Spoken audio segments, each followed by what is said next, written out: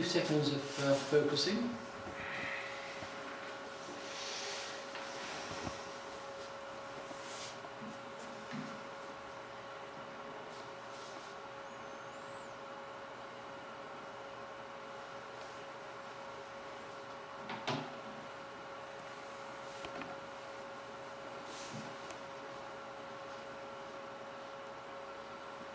Thank you. Part B is practical implementation. To implement means to use something as an implement, as a tool. How do we use Theosophy as a working tool? How do we implement it?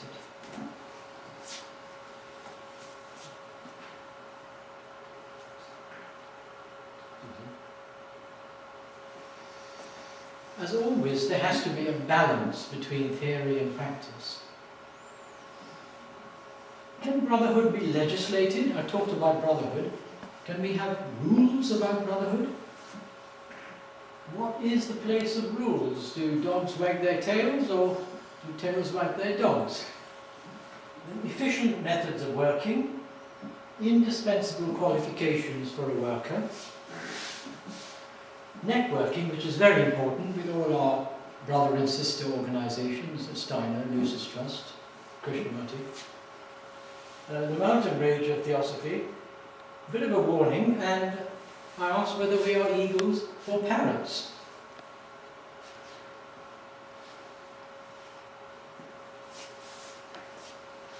The balance between theory and practice.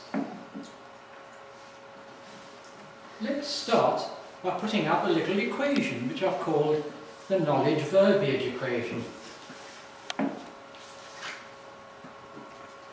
We get the most decibels about Theosophy from people who know nothing about it. So empty vessels make the most noise, as they always do. And we exercise our larynx on what we know least about. So the knowledge verbiage equation is simply this. Verbiage is the inverse of knowledge. If you know nothing, say nothing. If you know a little bit though, say even less. Because a little knowledge is very dangerous. So the first step, seriously, in rising to our potential greatness is really humbly to acknowledge our actual ignorance. And this isn't meant to sound presumptuous or servile or anything. We really have to recognize how totally ignorant we are if we are to rise to our greatness. How do we use Theosophy as an implement? The balance between theory and practice. Now, I'm saying that we need theoretical study, we need the practical experiential approach. And I'm saying that our classical teaching really talks very little about the how to do it, the experiential. The how to do it is at such a high level, like the voice of the silence, which is for the few. It really does not give practical instruction for ordinary people. It's not a deficiency of the teaching. I suggest it was never meant to. Because surely there are other teachers to follow who can address this balance. And the whole point is, as I keep saying, every teacher knows or has access to the whole, but cannot give out the whole, because every teacher has to address the balance and the imbalance in the society and the times he lives in. So, knowing where you're heading, in other words, your goal, too much theory results in useless argument, conflict and division, and too much of experiential results in the so-called New Age, and I'm not knocking New Age, but it just results in far too much self-indulgence. And far too much emphasis on my experience and my little thing and my astral travel and all that. So our theosophical literature, I said, is very heavily weighted towards the theoretical. It needs the wisdom of sages of equal status to correct the balance. And I'm suggesting, not for your acceptance, but for your inquiry, that people, sages like Krishnamurti, like Ramana Maharshi, like Paul Brunton, like Firoz Mehta, have provided this experiential counterbalance in order to provide that balanced approach between theory and practice. Krishnamurti's greatest contribution, as far as I'm concerned, is pointing out our conditioning. Colin mentioned in no uncertain terms about how childhood experiences condition us. And Krishnamurti really took this whole question of conditioning and the slavish following of authority and the dangers it leads one to. He really gave us that fundamental teaching that we have to be lamps unto ourselves. So can brotherhood be legislated? Before that, let me illustrate this. In order to drive your car from A to B, which means spiritual progress, to drive, and spiritual progress means growth, means evolution, there has to be three factors. Now, I'm not being dogmatic, but if you disagree with this, I might have a word with you afterwards. Seriously, there has to be three factors, that's right. To drive a car, you've got to know how the car works. If you don't know where the starter motor is, where the lights are, you ain't going to drive. But it's no good just knowing that. You've got to know how to drive. So you've got to know the battery, the spark plugs, and the cylinder head. But you have to know how to operate the car controls, the road signs, the safety, the instructions. How the car works and how to drive are not the same thing. You can be in a Rolls Royce, you know how it works, but if you've never driven one, you'll crash it. Equally, you could be the world's greatest racing driver. If you're in a bullock cart, you're not going to drive. So you've got to have this balance between the process and the operation, to put it in engineering terms. But that's not good enough. You've got to know where you're going.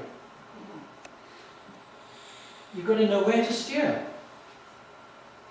And I would suggest you might come to Theosophy in England, where we have courses in these sort of things, and elsewhere, hopefully, in the world. So you've got to have this balance between these three.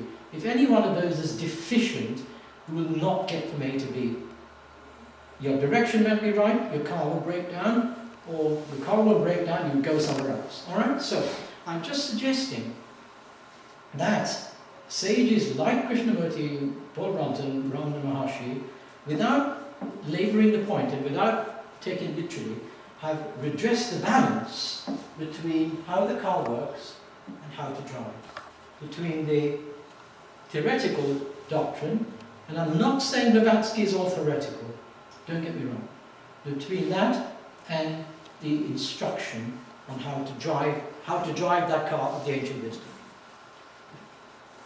Can brotherhood be legislated?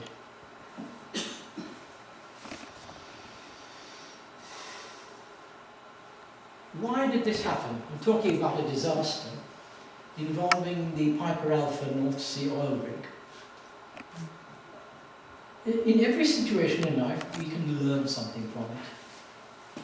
And what happened was the dreadful fire on one of the oil rigs connected to a whole network of oil rigs. So in the North Sea, you don't just have oil rigs separately, you have the gas processes from one feeding to the production in the other, and all the pipelines joined together. It is a network. Now, why that disaster happened was quite simple. A safety valve, in simple terms, was left, it was not reinstated. And instead of a safety valve, a plate was put to shut off the orifice. and not tightened sufficiently, and it leaked. So there was a gas cloud, which then ignited and caused the fire. But the lesson to learn is this, that Occidental, the oil company, put into practice all the rules, all the procedures, all the protocols. They thought they could legislate safety. Do this, do this, do this, do this. It didn't work. It could not be achieved, in other words, by prescriptive processes. There were hundreds of procedures, theoretical formulae, and they all failed. And the message that came out of Lord Cullen's inquiry in Scotland was this, that safety has to be the overarching goal and vision. We can't have safety as a prescription. It can't be done purely through legislation unless it is your vision. Safety has got to be your primary vision, not something that comes out of rules and regulations. More importantly, it is a responsibility of everyone. Safety is not just the responsibility of the safety department, and I'm the safety manager for a petrochemical plant in Saudi. It is a responsibility of everyone. And there has to be a genuine culture of safety, not safety to avoid litigation. A lot of safety is just to avoid being put in jail. Do the minimum. Now, let's take that message across. But the other huge reason for this disaster, and this was the main reason, that it was connected in a network. And when the oil rig, just a couple of kilometers down the sea, saw this rig on fire, they did not shut off their production. They fed the fire.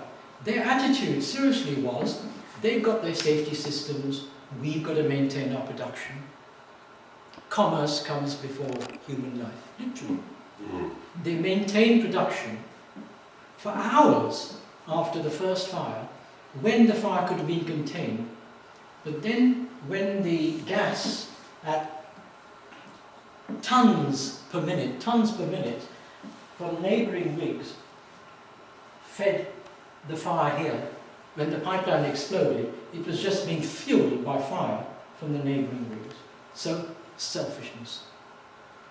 You have a classic example, and it took a disaster like that for Lord Cullen to change the whole culture of the oil industry.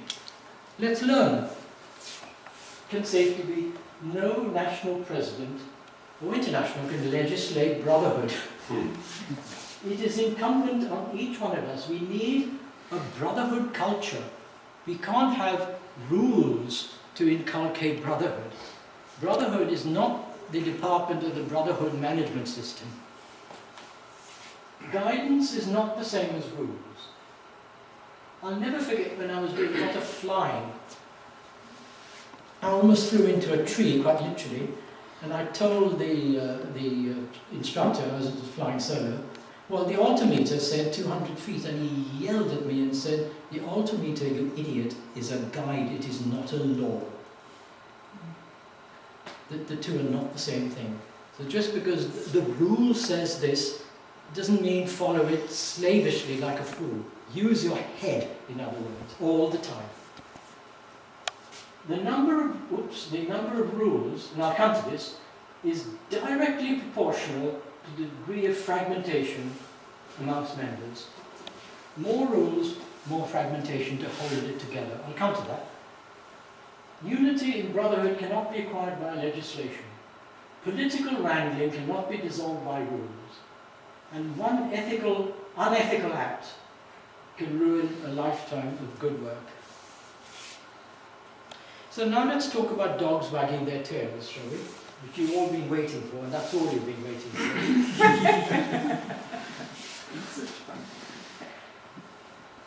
Rules and admin for Theosophy, or Theosophy for rules and admin? Do we have companies, administration and buildings to wag the theosophical tail?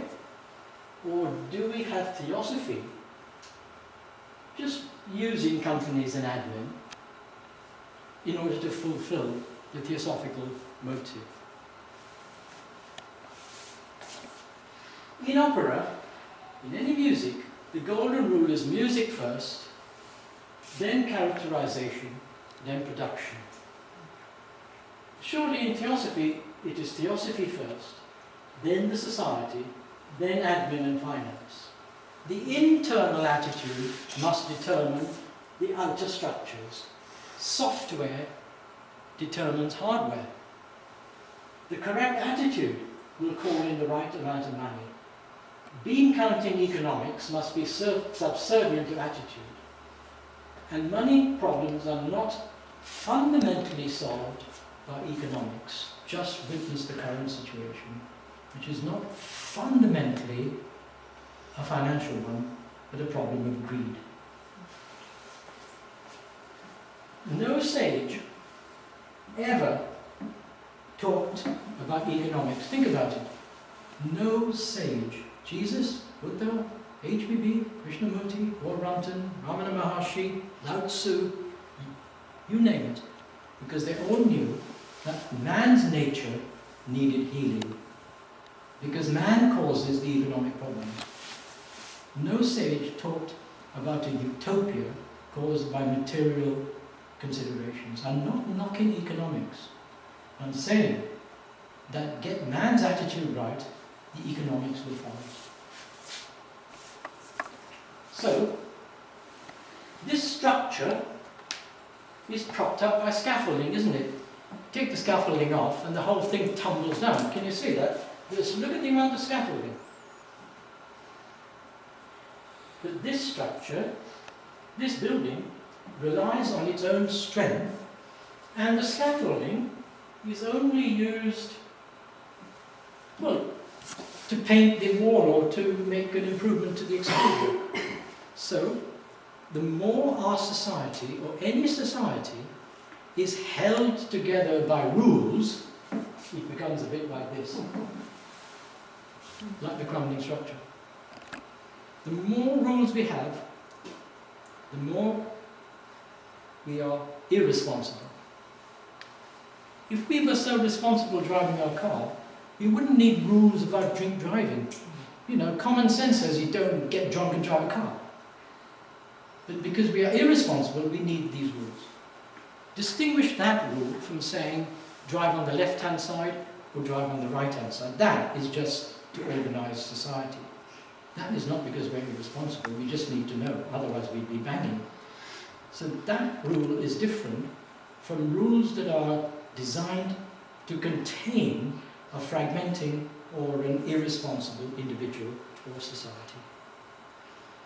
And I've called this the glue of rules. The glue of rules is our society held together by the glue of rules, or do our rules promote the welfare and outreach of our society? Let's ask ourselves that question in the current atmosphere where rule change is all in the air.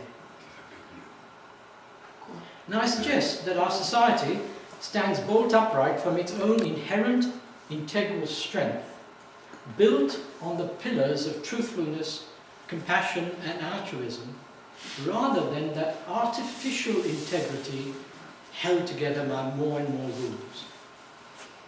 And just remember this, that a rule formed with precision engineering accuracy, all their I's, all the T's dotted, but with an impure motive, that will cause difficulties. But a rule, however badly formulated, with the right motive, will somehow work its way to the good.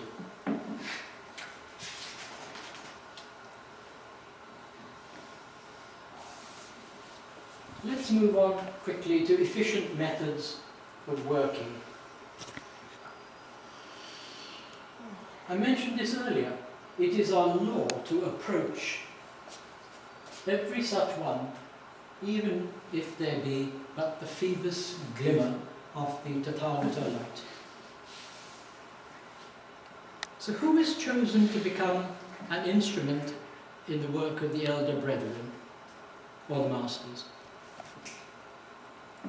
Yes, of course, Sinnett was, and Blavatsky. Very few are chosen, yet all of us are chosen. So the whole range spans the very few to the many, depending on the extent to which we have, on the dimmer switch, we've turned up that Tathagata light, and it can attract the attention of the sages and the masters. So do we realize that and appreciate the gift of the wisdom that has come our way? Of course, it is all in the public domain, but the fact that we are sitting here, and very few members of the public, if any, none, do we realize the gift that has come our way? Obviously, we've done something to deserve it.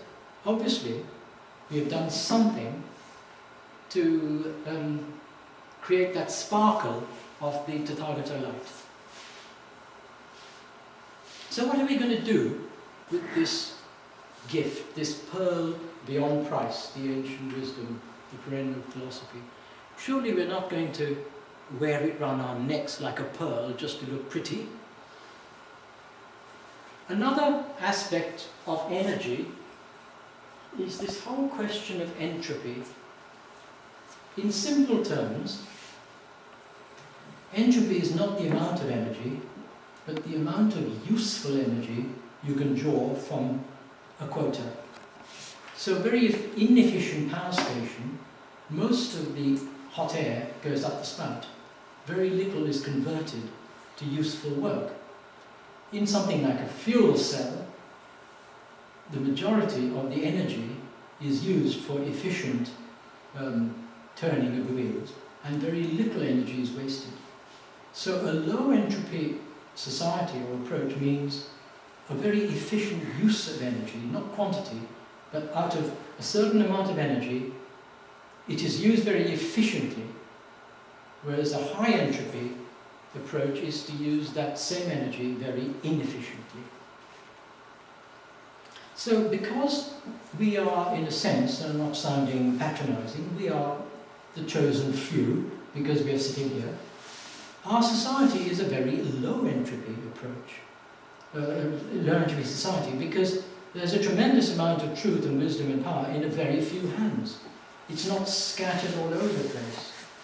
So I'm suggesting that therefore this is quite a tremendous responsibility in our hands.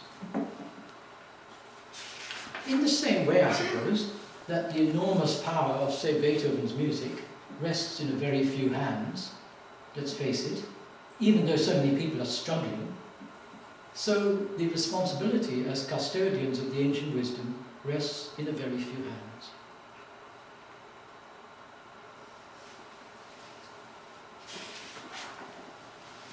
So let's look at the quantitative and what I call the qualitative uses of energy. And then the indispensable qualifications for a theosophical worker, which are initiative, striving after perfection, tolerance, acquiring knowledge, becoming a specialist, and most importantly, awakening and unfolding our inner faculties.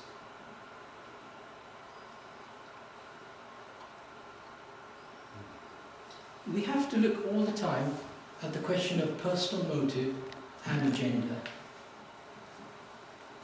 In his brief lectures, Daniel Barenboim gave us a fantastic example of the difference.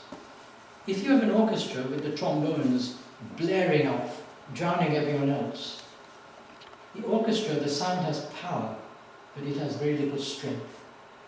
Strength lies in listening to everyone else. So when you listen to everyone else, then the orchestra has strength. So equally, I would suggest that there is a tremendous desire for power in 99.99% of people. I would suggest they choose strength rather than power. And the most powerless people can be the strongest. You look at some of the Indian beggars, so to speak. Look at their, look at their inner strength. Look at their humility. They are powerless. Look at at all the tyrants in the world who have disgraced humanity, I won't name them. They are very weak people, in my opinion, because the only person worth having power over is yourself. So there is a tremendous difference between power and strength. With personal motives, hidden agendas, we seek power. With altruism, philanthropy, we seek strength. And I think Barenboim gave us this wonderful distinction in his Wreath lectures, as he would, because he is a tremendous peacemaker. Look at what he's doing to try and bring Palestine and Israel together. Why doesn't he get the Nobel Peace Prize, for goodness sake? Because he's not a politician, that's why. So, on matters of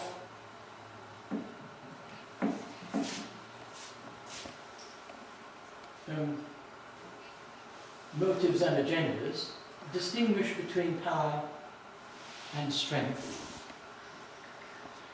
We talk about ends and means. The end doesn't always justify the means. Skill in action is all important, as the Bhagavad Gita tells us.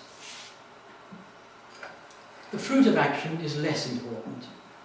The experimental attitude, very important. We've always done it like that before, so we'll do it like that again. What's wrong with experimenting? If it doesn't work, then we can always go back to the way we've always done it. Planning depends more on united goals than on using planning software. And training is very important.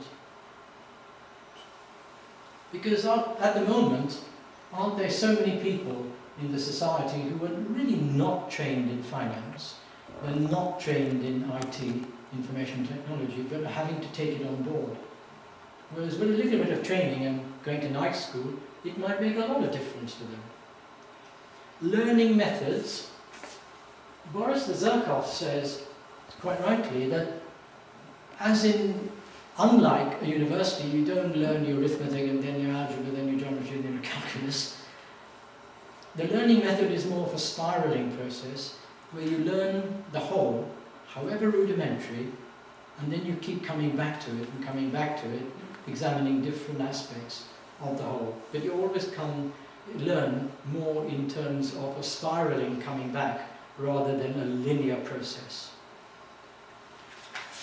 Indispensable qualities for a theosophical worker.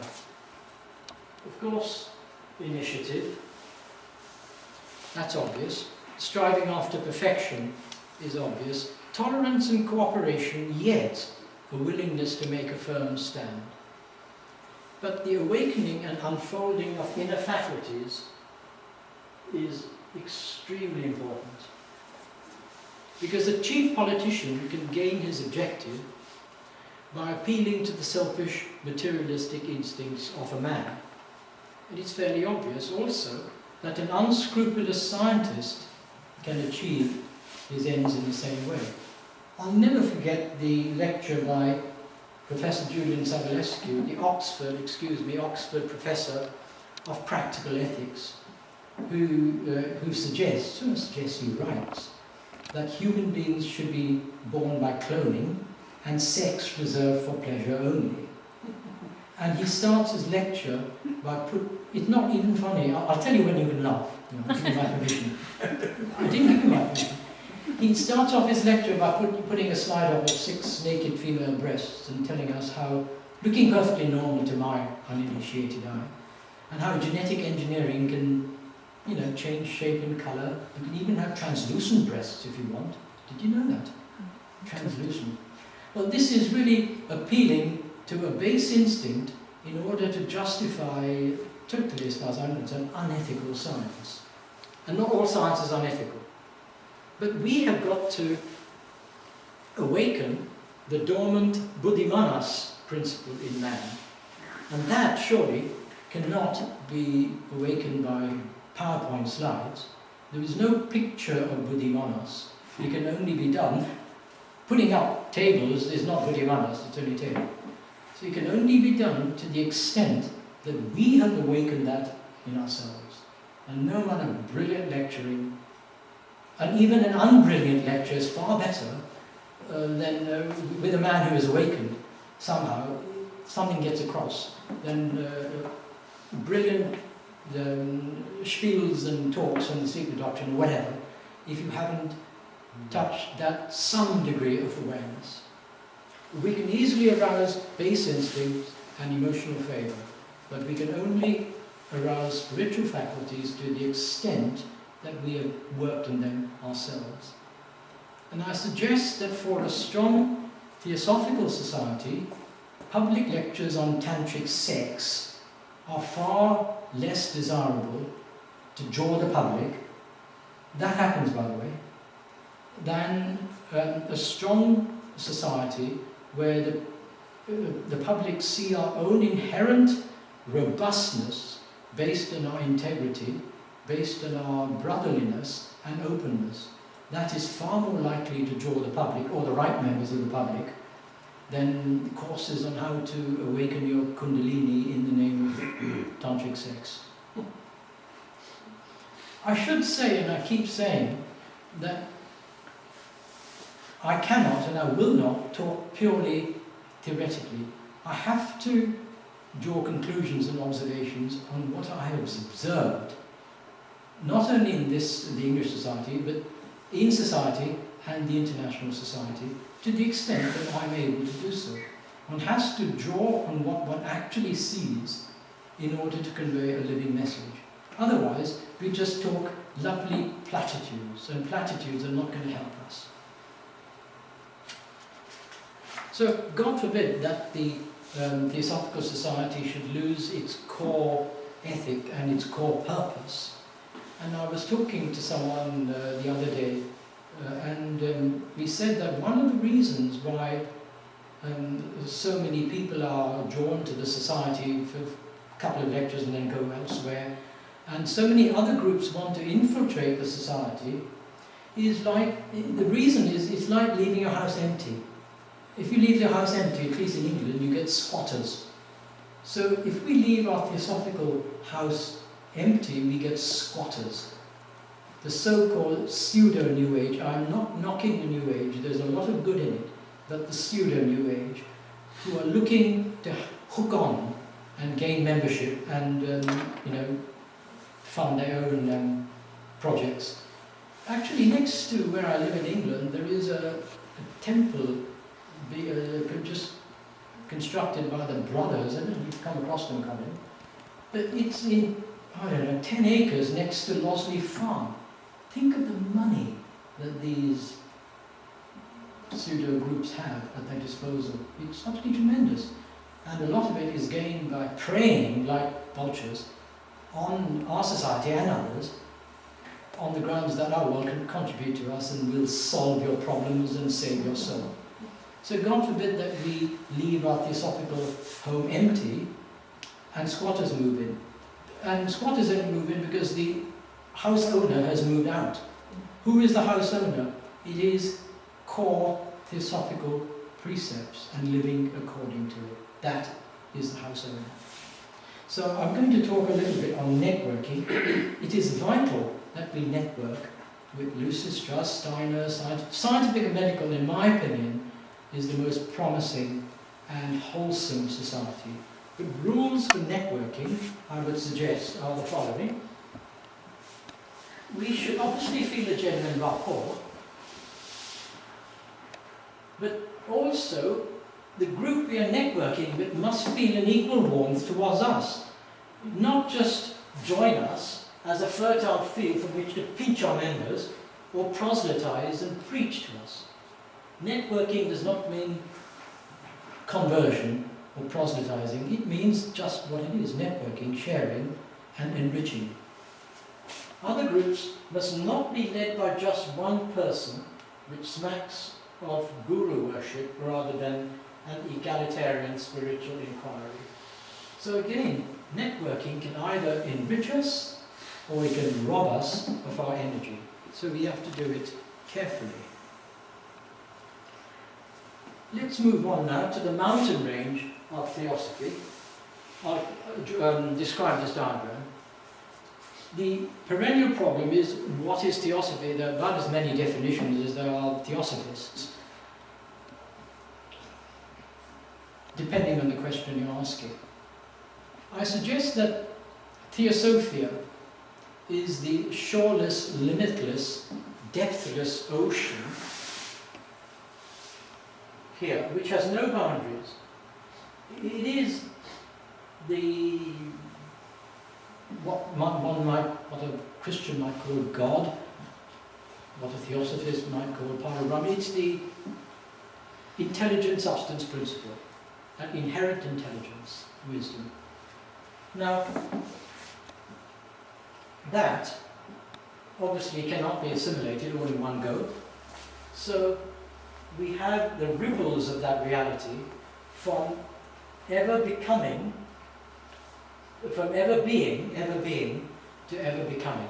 So because there is that inherent principle of energy and vitality in that wholeness, it ripples outwards. And from that ocean of wisdom, we have a pool of that water taken out by Blavatsky, Olcott and Judge, for our benefit in this body, in this Manvantara, in this age. Because to do it for anyone else is a sheer waste of time, because you only give out the wisdom that people can assimilate. So this is core Theosophy, which includes the path of occultism and the path of mysticism. Now I would suggest that the path of mysticism is not given enough attention. Ramana Maharshi and Paul Brunton said, and we can examine what they say, that very often art can lead a man to enlightenment more safely than occultism. Absolutely right. If your temperament is a mystical, artistic one, you don't have to follow the occult path. Obviously, at a certain stage, they all merge, and all these divisions really become artificial. But generally, there is the path of mysticism and the path of occultism, and I get rather irritated when I hear people, mystics don't do it, people who are drawn to the path of occultism like to think that occultism comes first and anything else comes afterwards. No, it doesn't. It comes first for you, because you are drawn to it.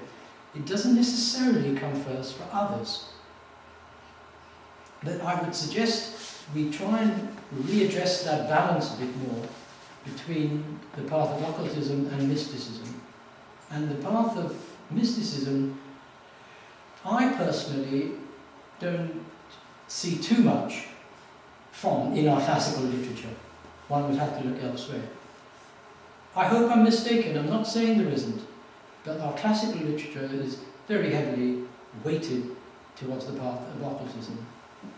So that core Theosophy, because of its vitality, ripples outwards. And so, in engineering terms, if we go from a plan diagram looking down to an elevation looking horizontally, we have Theosophy, which is given to us by, firstly, of course, Mahachohan and the masters, then through Blavatsky, Olcott, Judge, and then others like Geoffrey Barboka, Haruka, and Geoffrey Farthing. And that core teaching obviously generates its own ripples and its own tributaries, and tributaries of a tree are still part of the tree, as long as they acknowledge the trunk and the roots. So then we have the Theosophy of Krishnamurti, of Arundel, Jim Rajadasa, Dr. Timely, Radha Bernier, Besson Ledbetter, And then we have the so-called Theosophy in the Scientific Medical Network, the College of Psychic Studies, all of those who have drawn on the ancient wisdom, but actually, in my opinion, do not have the decency and the courtesy, this lot, to acknowledge that they would not exist were it not for that. And that I find very irritating, not to acknowledge your source. I have no problem with Steiner. I've not heard a single Steiner lecturer who actually acknowledges the source of the wisdom. And that's just bad manners, you know. It's sheer bad manners. Steiner didn't invent it, nor did Blavatsky. So one always acknowledges one's source. It does not mean you are stuck to your source. I dislike heartily the saying back to Blavatsky. My saying is forwards with Blavatsky. There's a hell of a difference. A river does not remain pure by putting a dam around it. You won't have pure water, you'll have a stagnant pool. You keep the water fresh and pure by enriching it, by keeping it moving, and by having other streams joining it. Those streams do not pollute the original stream, they enrich the original stream. So equally, I say that all these have contributed to Theosophia in a general sense. So if we climb the mountain of truth, everyone likes to get to the core teaching, and this is just my version of core teaching. It may not be yours. For me, the core teaching is represented. Blavatsky and Krishnamurti, for me, are almost on two opposite poles. One is giving you that tremendous wisdom teaching, the other one is cutting away under your feet all your concepts and all your artificial mental constructs on what the teaching is. Krishnamurti has never denied the existence of deity or God. What he said is men have made God in their own tiny little image, and that's where the trouble has started. So Krishnamurti and Blavatsky are completely in consonance as far as I'm concerned, even though they have come from opposite ends. And frankly, I couldn't care less whether the teacher is supposed to be in touch with the masters or not, because there's a lot of glamour attached to this masters thing. I'm interested in the teaching per se. I'm interested in Chopin's music. Who he was taught by, in fact himself, is of lesser importance. But even regarding Krishnamurti, if you read R.L. Sanat's book, there is no doubt that he was in touch with the masters. I'm not making a case for this, but he had the very good sense in public not to talk about the masters, because remember, Master K.H. himself wrote, I think to Annie Besant, Judge, that this cant talking about the masters has got to be stopped. Because you can see the nonsense and the glamour and the illusions that attach to this, this master thing. And who said that Paul Brunton was not taught by a master? For heaven's sake, he was a pupil of Ramana Maharshi, one of India's last great Maharishis. So I just won't have it that the only masters in the world are K, H and M, and everyone else is not a master. And I will not have it that all esoteric instruction stops with Blavatsky. If so, why did India in the last century produce Krishnamurti, Vivekananda, Ramana Maharshi, Ramakrishna? Why all of those? If the thing had to stop? Not at all. All of those people have carried this wonderful wave of the ancient wisdom forwards with Blavatsky, not back to, forwards with. And when we step outside the classical teaching and look back on it and re-enter that stream, I promise you the insights are overwhelming compared to just being in that. It's exactly like being in this room 24 hours a day. You will not notice the pictures on the wall. Go outside, take a walk in the fresh air, look at another room, you come back and you'll see what you never saw before. So any sensible mountaineer will start at the lower slopes. So the depth of teaching and whose teaching, I've drawn a graph like this, all of these are equally important. You can't start at the highest slopes. Your university mathematics professor, Harold, is no more important than your nursery school teacher. In fact, a nursery school teacher on the lower slopes is more important, because if that teacher put you off maths, you would never go to your mathematics professor. So your nursery school teacher is vitally important. Yes, well put. And I suggest that the great service of Besant and others was they attempted this task. Whether they succeeded or not is beside the point. But they attempted to make it more digestible. And the whole point is, it's not a war between one and the other. It's not a war between your nursery school and your professor. It's who do you want for what? It's horses for courses. So, on this whole subject of the transmission of teachings, this whole subject, let me give you the story, the true story of an itinerant musician who met Franz Liszt. And he asked Liszt, would you play to me Bach's Prelude in A minor? And Liszt said, well, how do you want me to play it? So this French, I think he was a French itinerant musician, said, well, what do you mean how? Just play it. All right, I'll play it. So Liszt played the Prelude in A minor for organ on the piano, absolutely note perfect, as Bach wrote it. Then Liszt said, look, Bach had a keyboard this size. I've got a modern keyboard with far more resonance and dynamic. Let me play it in a way that would enhance the music through the richness and resonance of a modern instrument. So he played it a second way, and not embellishing but enriching the harmonies, adding depth to the bass. And then Liszt said, well, that's fine, but the public will not have this. Let me play it a third way. So Liszt then played it a third way, cigar in his mouth, nostrils flaring, with arpeggios and chords, really getting it over to the public. So we have to do the same with the wisdom teaching.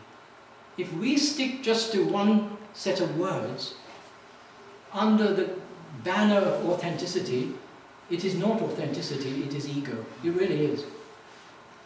If we just get obstinate about it. We have to express the teaching.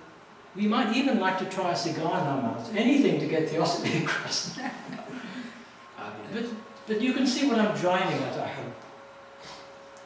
So, I think, again, coming back to round off now, to what Jocelyn Godwin said about the importance of concordance.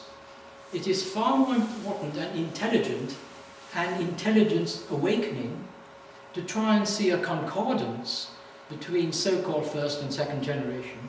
I'm not saying do an artificial thing. It's far better than to say one is right, the other is second rate, get rid of it, or put it in a pecking order. Because would you say, for example, that Chopin's beautiful piece, La Ci darem la mano, is mere third-rate, second generation, because Mozart wrote the original La Ci darem la mano? No, it isn't. Chopin did something more with it. And I would put to you that in his day, without the gramophone and without the hi-fi, very few people would have heard the Mozart opera, but with Chopin's rendition, far more people would have been introduced to Mozart's great work. So that's the equivalent of Liszt playing with the cigar in his mouth and playing with the richer sounds of the piano, and also the authentic. Never parting company with the original, but not being stuck to it. Transmitting that original in a message and in a language that gets its essence across by whatever means and expression one has at one's disposal. So at the risk of being completely non-controversial, I would say those who ignore HBB do Theosophy a disservice. They do. But those who stick exclusively to HBB do both HBB and Theosophy a disservice. So as I said earlier, if you want to put HBB on the world map, first put Theosophy on the world map via HBB. We never look up a website for a car by saying stainless steel exhaust / 4-litre engine / car, do you? The first thing you do is put car, then the engine, then the exhaust. So we don't say www.hbb.com Theosophy, we say Theosophy.com, HBB and others. If we do that for our website, why can't we do that when we look for truth? Truth comes first. It always comes first. But whatever we do, we judge a tree by its fruit. And this is my little... Colin likes to say I like winding people up. So, the tree of Theosophy and its fruit. We judge a tree by its fruit. And here's the tree of Theosophy. So Theosophy is represented by the sky and earth, which nourishes the Theosophical society, the tree, which grows, and Theosophists as fruit of the tree, all right? So you're all fruit of the Theosophical tree. Now I'm quite happy to have potential Theosophists as unripe fruit, because they display a budding interest. And TQ means Theosophical Quotient, equivalent of IQ, which is acceptable. Sincere Theosophists, of course, are ripe fruit because they are genuine inquirers. We definitely have them. And I'm very happy to have fed-up Theosophists, a bit like rotten fruit, ready to fall off, idle curiosity. And it's all right. But I'm not prepared to have imposter Theosophists. That's the equivalent of plastic fruit. It looks beautiful, it isn't fruit. A mere pretense with hidden personal agendas dominating, that's a negative Theosophical quotient, and those people, it's far better to resign, sincerely, than to try and be fruit while you're only plastic. So, as a link with the next lecture, and I will come to this tomorrow, the chairman of British Telecom said, I have observed that the amount of backstabbing and skullduggery in an organisation is directly proportional to the nobility of its ideals. And if you think about it, it's obvious. It's why I said brotherhood is so important, because the more noble, the deeper, the more powerful the truth, the more dangerous backstabbing can become. And I'll be dealing with HBB's warning tomorrow in no uncertain terms.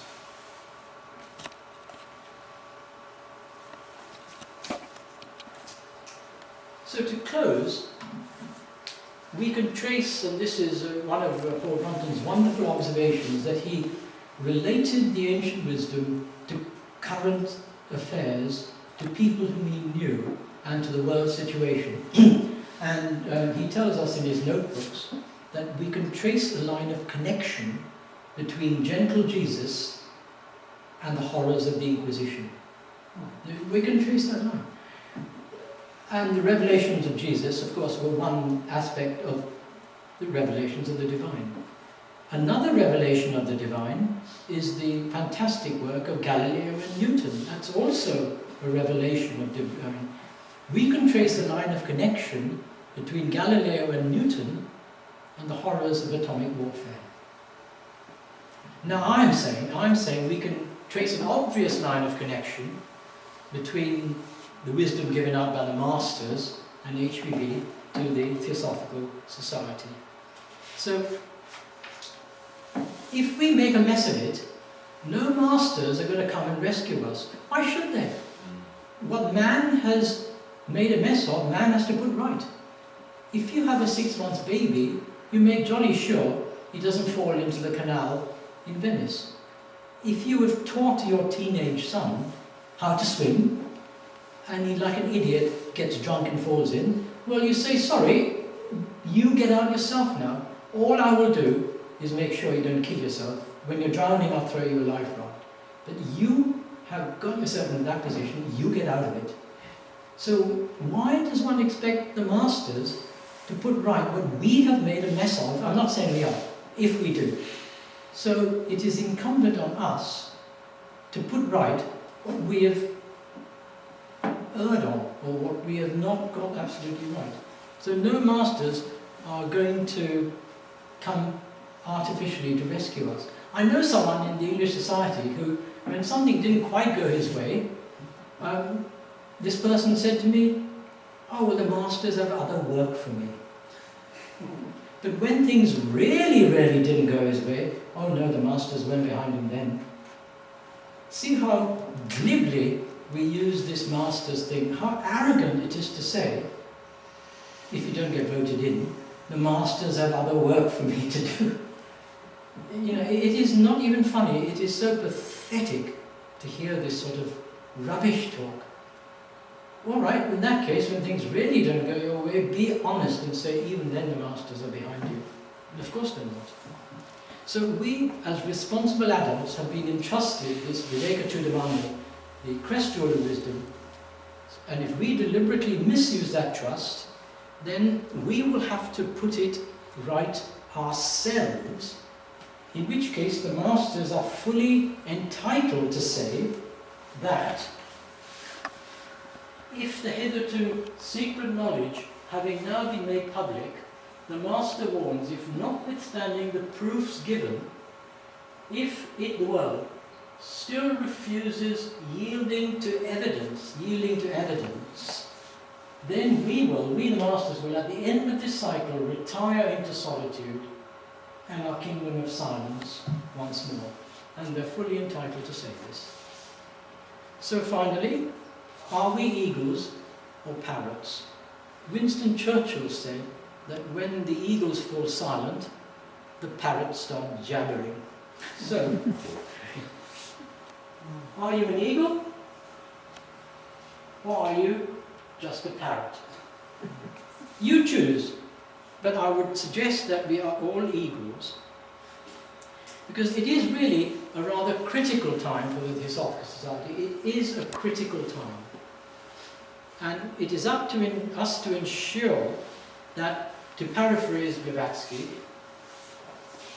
that the future of the Theosophical Society will depend on the degree of selflessness, earnestness, devotion, and amount of knowledge and wisdom possessed by our members, if the society is not to land up like a beached whale. So therefore I urge all of you Theosophical eagles, of course you're all eagles, then to dig deep and understand our doctrine first-hand in depth, then to find out what is going on in the world and in the Theosophical world, to bid farewell to apathy, that ghastly thing apathy, to work more in the field than in the committee room, to root out hypocrisy and pseudo-hypocrisy and pseudo-theosophy, and then really to pick up your courage and fight, following Arjuna's example, fight for the ancient wisdom with clean weapons, for the cause of the eternal wisdom.